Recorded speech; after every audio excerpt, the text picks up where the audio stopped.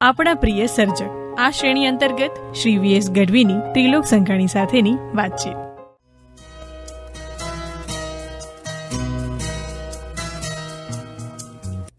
નમસ્કાર મિત્રો, આપનું સ્વાગત અને આપણા મહેમાનનું પણ સ્વાગત કરીએ.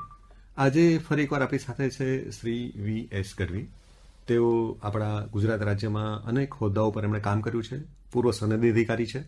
પણ આજે આપણે સાહેબના પ્રિય વિષયની વાત કરવાની છે. સર, આપનું સ્વાગત. નમસ્કાર. નમસ્તે તિલોકભાઈ. નમસ્તે સર. આપણે એક સનદી અધિકારી તરીકે આપના ઘણા અનુભવો આપણે શ્રોતાઓ જોડે વહેંચ્યા છે, પણ આપણે આજે આપના જે લેખન પ્રવૃત્તિ છે એની સાથે સંકળાયેલા થોડા વિષયોની વાત કરવી છે, અને એમાં પણ આપણા પ્રિય સર્જક, આપણા બંનેના પ્રિય સર્જક એ વિશે વાત કરવાની છે.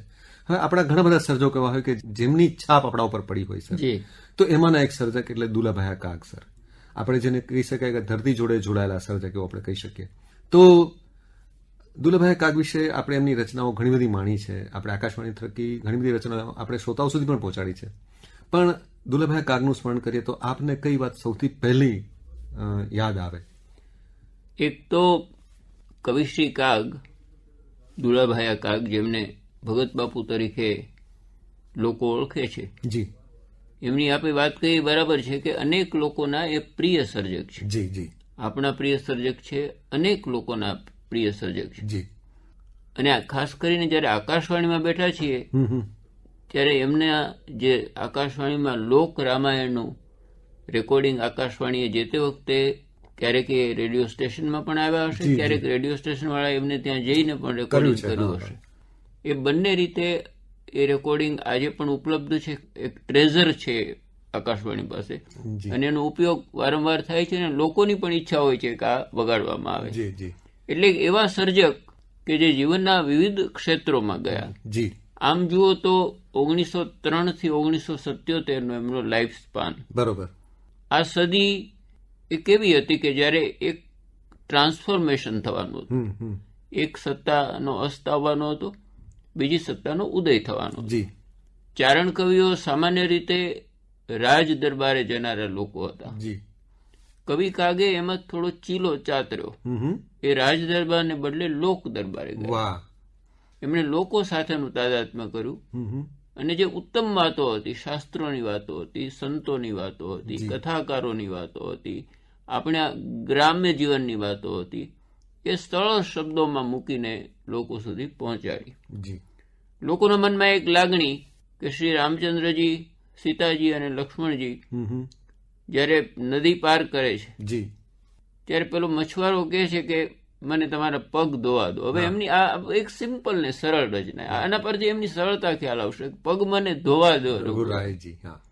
તો આજે એ અનેક કથાઓમાં કથાકારો, પૂજ્ય બાપુ સહિત, મોરારી બાપુ સહિતના અનેક લોકો પોતાની કથામાં આ ભજનને વણી લે છે, અને લોકોના હૃદયમાં આ ભજન પડેલું છે. એટલે એક એવો કવિ કે જે લોક સુધી પહોંચ્યો. બરોબર.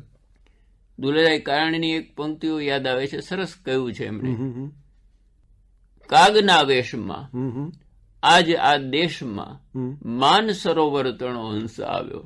કાગના વેશમાં આજ આ દેશમાં માન સરોવર તણો હંસ આવ્યો. મધુર ટહુકારથી રાગ રણકારથી ભલો તે સર્વને મન ભાયો. લોકના થોકમાં, જુઓ લોક પાસે ગયા, લોકના થોકમાં લોક સાહિત્યની તે મુક્ત કંઠે કરી મુક્ત લાહણી. એવો શારદા માતનો મધુરો મોરલો કાગ ટહુકી ગયો કાગવાણી. એટલે તમે જુઓ કે એક મજાદર જેવા ગામમાં, આપે કહ્યું કે વર્ષો પહેલા આપ મજાદર ગયા છો, આજે પણ દૂર લાગે છે. જો કે આજે સુવિધાઓ બધી છે, રસ્તાઓ સારા થયા છે, પણ તે સમયે 70-80 વર્ષ પહેલા આવી કોઈક જગ્યાએ સાહિત્ય પરિષદના અધિવેશનો થાય અને ભારત સરકાર આવા ખૂણે બેઠેલા કોઈક સર્જકને પદ્મશ્રી આપે, તો એમ માનવું જોઈએ કે આપણી સિસ્ટમની શક્તિ છે કે માણસને ઓળખીને પદ્મશ્રી એને દ્વારે પહોંચાડે, અને બીજું માણસની પોટેન્શિયાલિટીનો ખ્યાલ આવે કે આવા વિસ્તારમાં થઈને એણે કેટલું મોટા ગજાનું સ્થાન પ્રાપ્ત કર્યું. એટલે કવિ કાગ એ એક એવું મોટું નામ છે લોક સાહિત્ય, ચારણી સાહિત્યના ક્ષેત્રમાં, કે જે આજે પણ આપણે કહ્યું એ પ્રમાણે જીવંત છે. એને આપણે એક બહુ સરસ વાત કરી કે એ લોક દરબારમાં ગયા, એટલે લોકો સુધી પહોંચ્યા, અને એને કારણે કદાચ એમનો આપણે કહી શકીએ કે લોકો એમને ખરેખર વધાવે પણ ખરા, એવું પણ આપણે કહી શકીએ. સર, એની બીજી એક રચના આપણે કદાચ આપણે બધા એને બહુ જ માણી છે, ત્યારે આંગણિયા વાળી એ રચના પણ લોકોએ ખરા અર્થમાં માણી છે. એમાં પણ એક અલગ ભાવ છે, આપણો જે મહેમાન ગતિનો ભાવ છે એમાં બહુ સરસ રીતે વ્યક્ત થયો છે.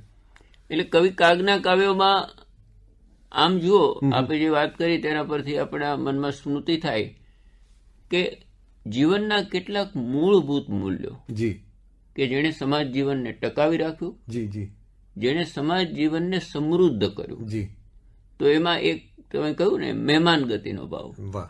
તો એ મહેમાન ગતિનો ભાવ એક એવો હતો કે જેણે સમાજ જીવનમાં ઘડાયેલું હતું અને સમાજ જીવનને એનાથી સમૃદ્ધ પણ થયું. હવે એ ભાવ ભગત બાપુએ આ શબ્દોમાં વ્યક્ત કર્યો અને એ ખૂબ પ્રચલિત ભજન થયું. આજે પણ ગવાય છે, વર્ષોથી ગવાય છે. તારા આંગણિયા પૂછીને કોઈ જો આવે તો આવકારો મીઠો આપજે. બિલકુલ તમે જો તો સિમ્પલ વર્ડ, પણ એટલું જ સરસ કમ્યુનિકેશન કે માણસને તરત જ એ સમજાય. તારા કાને કોઈ સંકટ સંભળાવે તો બને તો થોડુંક આપજે. આમાં પણ કેટલી બધી વ્યવહારો, બને તો કોઈ દુરાગ્રહ નથી, પણ છતાં પણ તમે એની વાત પણ સાંભળો અને તમારાથી થાય એટલો પ્રયત્ન થાય એટલું કરો. સર પ્રભાશંકર પટેલની પંક્તિઓ યાદ આવે, દુખી કે દર્દી કે કોઈ ભૂલેલા માર્ગ વાળાને વિસામો આપવા ઘરની ઉઘાડી રાખજે બારી. વાહ વાહ વાહ. એ જ વાત જો અહીંયા રિફ્લેક્ટ થાય. સાચી વાત છે. કેમ તમે આવ્યા છો? બરોબર છે. કોઈ આવે ને તરત તમે કહો કે કેમ આવ્યા છો, એમ નવું કહેજે, એને ધીરે રે ધીરે તું બોલવા દેજે. એની વાત સાંભળજે, ધીરે ધીરે બોલ, વાત એની સાંભળી અને આડું નવ જોજે. આ પણ બહુ કોમ્યુનિકેશન એક આખો અલગ સિદ્ધાંત અને બહુ સરળ ભાષામાં આપણા સુધી પહોંચાડી. અત્યારે તો મોટા ભાગે કોઈ અડધી વાત કરે તો આપણે બીજી વાત કહેવા આમ એટલા બધા ઉતાવળા હોઈએ છીએ કે તમે કહ્યું ને કમ્યુનિકેશન એવું થતું જ નથી કે બંને બાજુથી થાય. પણ એક સરસ ત્રીજી પંક્તિમાં એમણે સરસ વાત કરી છે, જે એક ઇન્ડિકેશન પણ છે કે માનવીની પાસે કદી માનવી ના આવે. તારી પાસે કોઈ મદદ માંગવા આવે તો એમ ના માનતો કે આનાથી હું ચડતો માણસ છું. તારા દિવસ દેખીને દુનિયા આવે. બહુ જ સાચું. તો આવકારો મીઠો આપજે. તારા દિવસો દેખીને દુખિયા આવે તો આવકારો મીઠો આપજે. તને આજે તારો દિવસ છે, તારી સ્થિતિ કંઈક સારી છે, માટે એનું ગૌરવ હણાય નહીં. જી, એનું આપણે ધ્યાન રાખવું. એવા ભાવથી તું એને માટે કંઈક આપજે. એટલે એ આ મૂલ્યો એમની કવિતામાં એક યા બીજા રીતે એમને આવતા જ રહ્યા. તમે જુઓ કે પક્ષીઓ અને વૃક્ષ વચ્ચેનો સંબંધ, જી જી, એ યુગ યુગાંતરોનો સંબંધ છે. જી. પક્ષીઓ વૃક્ષથી શોભે છે અને વૃક્ષ પક્ષીઓથી શોભે છે. એટલે એક મોટા જંગલમાં આગ લાગે છે અને જાણીતું ભજન છે આ બંને. એટલે વૃક્ષ કે છે, વૃક્ષને પક્ષીઓ બહુ વાલા છે, એટલે એને અનુરોધ કરે છે, એને વિનંતી કરે છે. વડલો કહે, ઘેઘૂર વડ છે કે વનરાયુ સળગી, હવે મૂકી દ્યો જૂના માળા, ઉડી જાઓ પંખી પાંખું વાળા.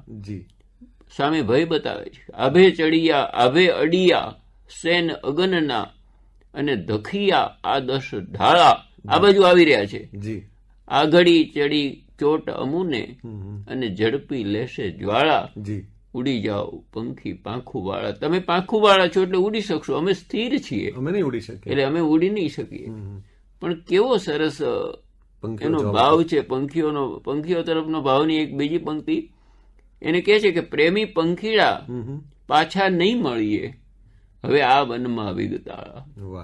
ફરી આપણે મળવાનું થવાનું નથી, પણ શું કે છે કે કોક દી આવીને ટવકી જાજો, મારી રાખ ઉપર રૂપાળા, ઉડી જાઓ પંખી. ઉચ્ચ ભાવના.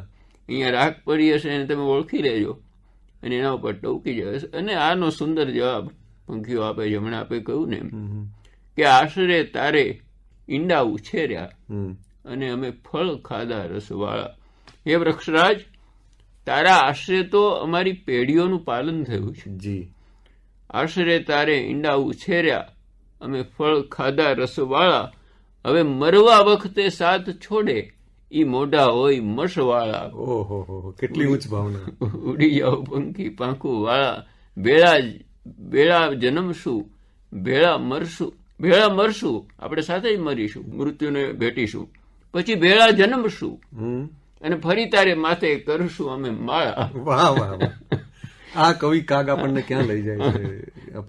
કાગ કે આપણે ભેળા બળશું અને ભેળા ભરશું ઉચાળા, ઉડી જાઓ પંખી પાંખું વાળા. તો આ ફરી એક મૂલ્યની વાત કે સમય સારો હોય ત્યારે એની સાથે જવું, અને સમય નબળો હોય ત્યારે છોડી દેવું, એવું નહીં. એટલે આમ જુઓ તો એમના ભજનોમાં આ મૂલ્યોની વાતો ખૂબ થઈ. અને લોક દરબારે જે ગયા એનું આપે કહ્યું, એનું એક બીજું અનુસંધાન એ પણ છે કે એમણે જોયું કે સામંતશાહી કે ફ્યુડાલિઝમ કે ઓથોરિટેરિયનિઝમનો હવે અંત આવવાનો છે, બ્રિટિશ સત્તાનો અંત આવવાનો છે, અને ફરી એક વખત લોકશાહી આ દેશમાં આવશે. કારણ કે ગાંધીમાં એમને વિશ્વાસ હતો. ગાંધીમાં વિશ્વાસ હોવાને કારણે એમણે એમનું રૂખ આખું બદલ્યું અને ગાંધી વિનોબાને એમણે ગાયા. સર, એટલે એક રીતે આપણે એવું કહીએ કે આ બધા આપણા જે આ ધરતી સાથે જોડાયેલા જે સર્જકો છે એ કદાચ કોઈ યુનિવર્સિટીમાં નથી ગયા, પણ છતાં પણ એમની જે વાત છે એ યુગાંતર સુધી આપણી જોડે રહે એવી વાત આપણા સુધી મૂકીને ગયા છો, આપણે કહી શકીએ. બિલકુલ. કારણ કે આમનું ફોર્મલ એજ્યુકેશન તો 6-7 ચોપડીનું, પછી શાસ્ત્રોનો અભ્યાસ કર્યો, ગુરુ મુક્તાનંદ પાસેથી બીજું બધું ઘણું શીખ્યા, સંસ્કૃત પણ શીખ્યા, રાગ રાગણીઓ પણ શીખ્યા. પણ એ બધું એ પછીથી, પહેલા તો એ શક્તિ એમનામાં હતી જ. પહેલા તો એમણે મુક્તાનંદજી એમના માથા ઉપર હાથ મૂક્યો એટલે સરસ સવાઈઓ રચી અને એક એમની કારકિર્દીની શરૂઆત થઈ. એટલે આ એમણે જ લખ્યું છે કોઈ જગ્યાએ કે કુદરત તણી આ બધી કૃતિઓને જાણવાની એ નોખી હતી સંતની નિશાળો. એમની નિશાળો તો હતી પણ જુદી હતી, 4 દિવાલો વગરની નિશાળો હતી. ખરું, કુદરત તણી આ બધી કૃતિઓને જાણવાની નોખી હતી સંતની નિશાળો. બાકી કાગ કહે બાકી બધા તો બુદ્ધિના બાચકા, અને આખા ભવનો ઉચાળો, છેવટનો શૂન્ય તણો સરવાળો. એ શિક્ષણમાં તો આ કે આવું થાય છે, ગણતા ભાંગતા બાકી મેલતા, આખો એ ભવ મેં તો ગાળ્યો, પણ છેવટનો શૂન્ય તણો સરવાળો. અને આ હમણે લખ્યું છે રવિશંકર મહારાજે. રવિશંકર મહારાજે આપે જે વાત કહી ને એ જ લખી છે એમને, કે મને સમજાતું નથી કે તમે કઈ રીતે આ બધું જાણ્યું હશે. તમે શિક્ષણ તો એટલું તમારું છે નહીં, પણ મને હવે એવું થાય છે કે તમારી જેવા કવિમાં આ તો અંદરથી ઉગતું હશે, એકદમ આ તો કુદરતની જ કૃપા હશે. મહારાજ કહે છે કે તમે આટલું સારું લખી શકો છો. પંડિત સુખલાલજીએ પણ આ જ સંદર્ભમાં કવિ કાગને બિરદાવ્યા છે. જી સર, અંતમાં આપણે હજી ઘણી બધી વાતો કરી શકીએ, પણ સમયની મર્યાદાને કારણે આપણે અટકવું પડે. એમના ઘણા બધા સર્જનો આપણી જોડે સદૈવ રહે છે, પણ આપને એમની ગમતી કોઈ રચના, આપને ગમતી એમની કોઈ પંક્તિ સાથે આપણે આપણા શ્રોતા મિત્રોની રજા લઈએ. મને ગાંધી વિશે એમના કાવ્યો ખૂબ ગમે. કારણ કે એ ગાંધી શાશ્વત છે. બરોબર. ગાંધી વિચાર શાશ્વત છે, અને એને કારણે ગાંધી વિશે જે ભગત બાપુ લખીને ગયા છે એ પણ શાશ્વત છે. જી. ગાંધી કેટલું બધું બાબતોને પચાવીને બેઠો હશે. 1938માં હરિપુરા મહાસભામાં એમને આમંત્રણથી ગયા હતા, અને બાપુની હાજરીમાં શરૂઆતમાં જ પ્રાર્થના સભામાં એમણે ગાયું, મોભીડો મારો 100 વાતુનો જાણનારો, ગાંધીડો મારો 100 વાતુનો જાણનારો, ડગલે ડગલે હાલ્યા કરે છે. ગાંધીની કલ્પના એમણે કેટલી સરસ કરી છે કે એને ઉતાવળ નથી. ડગલે ડગલે હાલ્યા કરે છે, એ ઊંચાણમાં ન ઉભનારો, હું બધાથી જુદો છું એવું નથી.